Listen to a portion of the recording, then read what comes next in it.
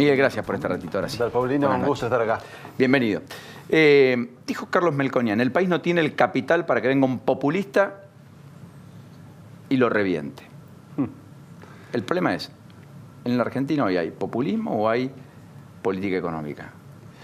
A ver, en cuanto al populismo, yo creo que es fácil hacer populismo con plata, muy difícil hacer populismo sin plata.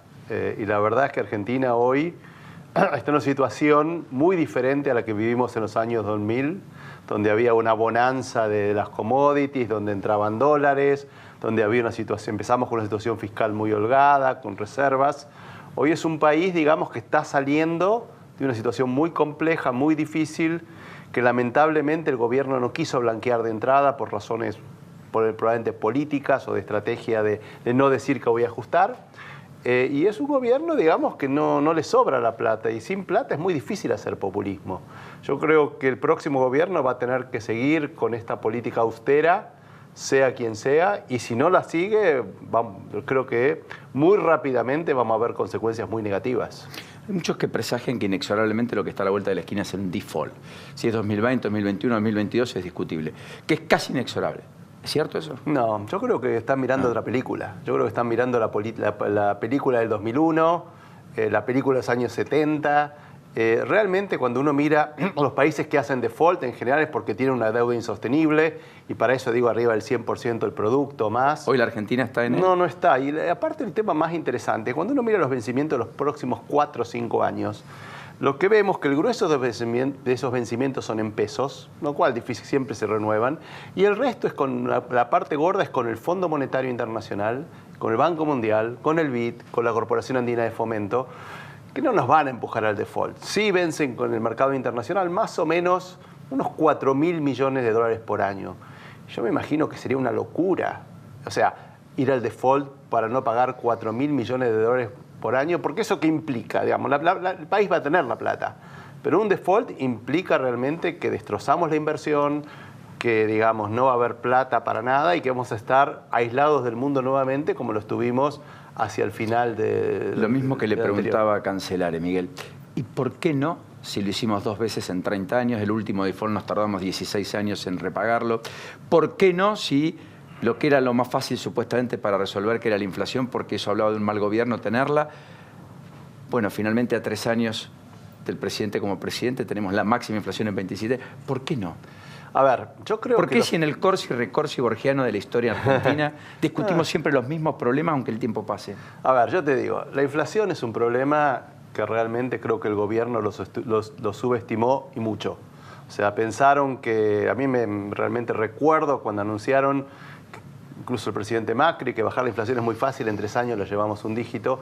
Eso realmente muestra que no lo explicaron lo difícil que es bajar la inflación en países con una historia inflacionaria como la Argentina. ¿Okay? Ahí yo creo que sí hay una historia que va a ser difícil revertir. No es que no va a bajar la inflación, pero es una lucha que va a ser cuerpo a cuerpo y durante muchos años. ¿Okay? El tema del default es distinto. Los países hacen default no porque les gusta, hacen default cuando ya no les queda otra. Pensá, por ejemplo, en el caso de Chávez y Maduro.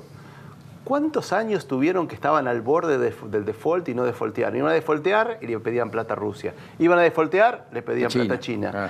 ¿Y por qué no querían hacer default? Porque saben que un default es un ostracismo, es claramente un costo enorme. Y creo que si los argentinos no aprendimos eso, digamos, después del 2001 sobre todo, de decir así alegremente, vamos a hacer default, y lo que eso implicó para la inversión, para el crecimiento del país. Nosotros tuvimos un crecimiento en los años 2003 a 2009, más o menos 2010, de tasas de promedio de 8% por año, y no generamos inversión. Terminamos con el mismo nivel de pobres con los que empezamos, o más. O sea que la distribución fue paupérrima. Fue mala, y en parte fue porque realmente desconocimos las reglas de un país que tiene que cuidar ciertas cosas. Hay que cuidar a los pobres y hay que cuidar las reglas del juego. Hay una crítica consuetudinaria al presidente Macri que dice, mire, reacciona muy rápido frente a los intereses sectoriales y los empresarios y muy lento para las cuestiones sociales. Sin embargo, alguna estadística muestra que a la clase media acomodada le ha ido mal, que paga más impuestos de los que pagaba, y el sector empresario está enojado. Sí. El círculo rojo le está pasando la factura de no haberle permitido ni siquiera, qué sé yo, que puedan en el balance hacer el ajuste por inflación, cosa que Argentina no permite desde el año 91 en una economía con inflación como la que tiene y por la cual muchos empresarios pagan impuestos a las ganancias por lo que no ganan. ¿Es Macri alguien que gobierna para los sectores más acaudalados o es Macri alguien que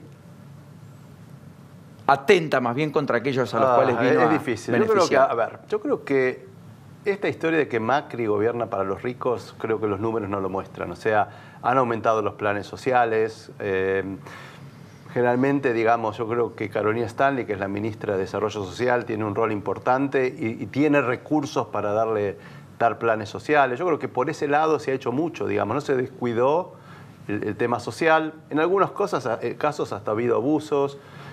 Incluso hubo probablemente discutibles si se está gastando esa plata bien, digamos. Se gasta más, por ahí no como correspondería y se le está dando plata a gente que no la necesita. Toda esa gente que, por ejemplo, sabemos que recibe planes y no quieren trabajar en blanco, pues si trabaja en blanco pierde el plan. Digamos, creo que hay muchas cosas para arreglar. Lo que sí creo que se ha dado en el gobierno de Macri es que se han tratado, digamos, se han tirado contra ciertos grupos empresarios que eran los que vivían del Estado. No digo que solamente eso, ¿no? Pero hay muchos grupos que se acostumbraron durante todos estos años donde el Estado intervenía, regulaba, decidía cuál era lo que ellos tenían que hacer. Querían ser los ganadores, querían ser los que reciben las obras, los contratos, ya sea contratos de infraestructura o contratos de venta de bienes. Y creo que, digamos, esa gente que ve que de alguna forma eso está cambiando, está enojada. Es lógico que esté enojada. Y creo que todos de alguna forma estamos desilusionados porque hemos tenido un año muy feo. O sea, era un año que nadie esperaba que íbamos a terminar con, como bien dijiste vos, 47% de inflación. Caída del producto de casi 2%. Los últimos números muestran que es un poquito más bajo de lo que se esperaba, pero es una caída de 1,8% en el producto. Aumento de la pobreza de vuelta. O sea, creo que lo que tenemos, yo creo que más que, digamos, creo que la sociedad en su conjunto, y creo que la clase media sufrió mucho en esto, especialmente el pequeño comerciante, el pequeño industrial, es el hecho de que, digamos, ha sido un año malo.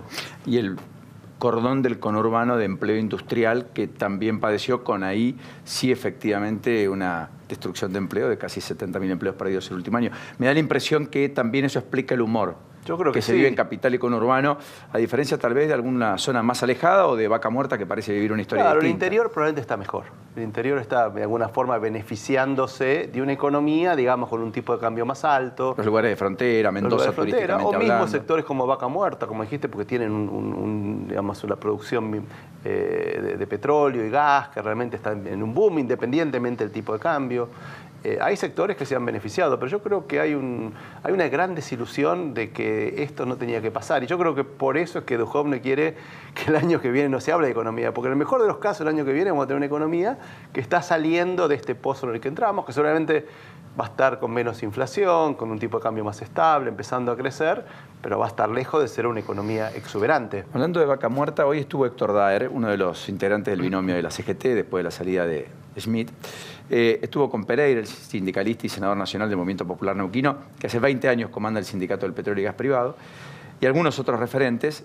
Mañana hay anuncios en Anielo, etcétera, pero la verdad que estuvo validando algo que en la impronta inicial de Macri parecía ser un denominador común de acuerdos sectoriales para mejorar la productividad, que era un acuerdo de cierta paz social entre los gremios y los empresarios, donde ambos se comprometían a hacer determinadas cosas para que el paro sea la última decisión a tomar por parte de un gremio, cuando hoy parece ser casi la primera ante cada conflicto, todos con su lógica y natural, yo diría, licencia para poder hacerlo.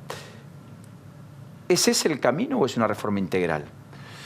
Yo creo que es lo que se puede. Una reforma integral creo que sería mucho mejor. Nosotros tenemos básicamente legislación laboral de cuando no existía la economía que llaman 2.0, 3.0, toda la era digital. Digamos, creo que Argentina, digamos, el mundo de hoy creo que es un mundo que necesita un mercado laboral mucho más flexible, de poder moverse de un sector a otro. O sea, ¿quién hubiera pensado, digamos, en empresas del Internet como Mercado Libre, como Globant, que iban a ser los grandes ganadores? Hace 20 años no existía eso. No. Entonces yo creo que la legislación laboral no se ha adaptado a los tiempos. Bueno, Galperín, el dueño de Mercado Libre, dice que sin reforma laboral Argentina no tiene salida al futuro. Y la verdad es que nosotros, cuando comparo con otros países, tenemos unas legislaciones más rígidas de la región, incluso de la región. No estamos hablando de Chile, que seguramente es el país con más flexibilidad, pero realmente creo que tenemos un problema. Y si queremos realmente empleos de calidad, empleos formales, que el empresario pyme empiece a tomar gente sin miedo a que si le hacen un juicio su pyme puede quebrar, yo creo que necesitamos cambios ahí. Yo creo que lo que se ha hecho es lo que se pudo, digamos, pero claramente una reforma integral, creo que hace falta muchas. Básicamente 2 reformas importantes necesita Argentina con una visión de mediano plazo. Una es la reforma, digamos, laboral. La otra es una reforma de pensiones, porque hoy la verdad que como la mayor parte del mundo, tenemos un sistema de seguridad social que está quebrado. No es solamente un problema argentino, es un problema general, pero acá hemos sido muy generosos en dar muchas pensiones cuando no había plata. ¿Y la tributaria, la fiscal, la que distribuye y asigna recursos en la economía? Bueno, la fiscal yo creo que se había avanzado mucho, hay que volver a la reforma que se aprobó el año pasado con Duhovne, que creo que fue una buena reforma en líneas generales. Hay que acordarse que, digamos, obviamente que hay que sacarle el impuesto al cheque, hay que sacar el impuesto, hay que sacar las retenciones a la exportación y hay que sacar impuestos a sellos, o sea, y ingresos brutos. O sea, la mitad de la reforma es a nivel nacional, la otra mitad tiene que hacer a las provincias y en un país federal es muy difícil. Miguel, lo último, ¿cómo define el gobierno? Yo creo que el gobierno, digamos, creo que pecó de optimismo, de ser demasiado optimista y en ese sentido tomó riesgos que tal vez en un mundo donde las cosas andaban bien y seguían andando bien durante muchos años, los podía tomar. Lamentablemente el mundo no anduvo bien durante muchos años y eso hizo que esos riesgos pagáramos un costo por haber tomado esos riesgos. Yo veo que el gobierno ahora tiene una dosis más alta de realismo, digamos. Yo creo que la política económica, por lo menos, lamentablemente es una política probablemente mucho más dura porque hay que corregir no solamente lo anterior, sino estos 2 años donde no se hicieron algunas cosas. Creo que el país, digamos, el año que viene va a tener las cuentas mucho más ordenadas en lo fiscal, en lo externo, en lo cambiario. Y creo que en el 2019 va a ser un año de transición y el 2020 vamos a tener otra oportunidad. Por las oportunidades, Argentina ha sido un experto en desperdiciarlas. Creo que eso es una obligación de todos nosotros, ponernos la camiseta y pensar bien para que esta es una oportunidad que no la podemos perder. Miguel, como siempre. Un gusto, ¿eh? Placer de tenerlo aquí. Muy generoso y muy gentil.